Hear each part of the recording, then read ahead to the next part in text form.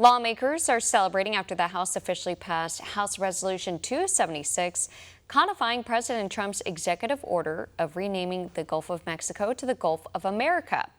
Well, here to talk about this further is newly elected Congressman Jimmy Patronis, who represents Florida's 1st Congressional District.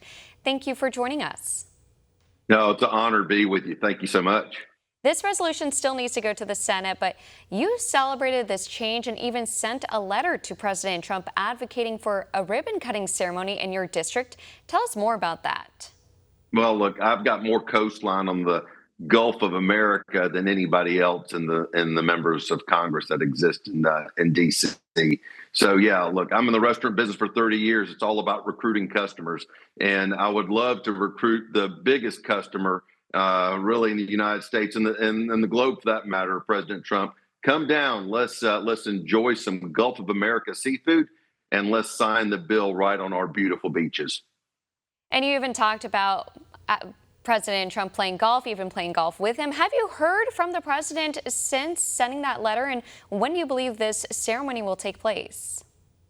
Well, I've talked to his staff. His staff was excited about the idea. But, honestly, everybody comes and vacations to Northwest Florida because it's so stinking beautiful. So it's a pretty much easy sell. But we have to wait for the Senate to come around. And I feel like they will. The Senate's got a lot going on right now. And they've got to keep up with all the productivity we're doing over in the House as we put together one big, beautiful bill. And that actually leads to my next point, because not everyone celebrated the legislation's passage. House Democrat leader Hakeem Jeffries, for example, described the bill as small-minded and silly. This was reflected in their vote against the measure. What do you say to someone like that? Look, I tell you, the Democrats right now are in such disorganization. They can't even get out of their own way. And they're so consumed with Trump derangement syndrome. And look, I truly think before all said and done, it will be a condition that will have to be medically diagnosed. And really the only treatment is just vote the Democrats out of office. And also, Mexican President Claudia Sheinbaum filed a lawsuit against Google after changing its maps to reflect the Gulf of America change. Your reaction? Look, she's doing the same thing that anybody else would do. She's trying to get publicity fighting for her people. I get it. But at the end of the day, it's long enough when we consider what our country does for the rest of the world.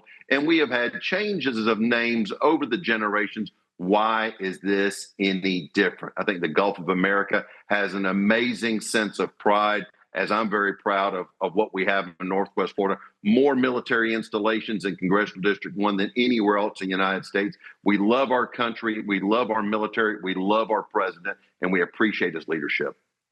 And have you spoken with Senate Majority Leader John Thune about bringing that measure to the Senate? As you mentioned, the Senate, you lawmakers will, in the House and Senate, have a lot to get done before Memorial Day recess. What's been the process of that?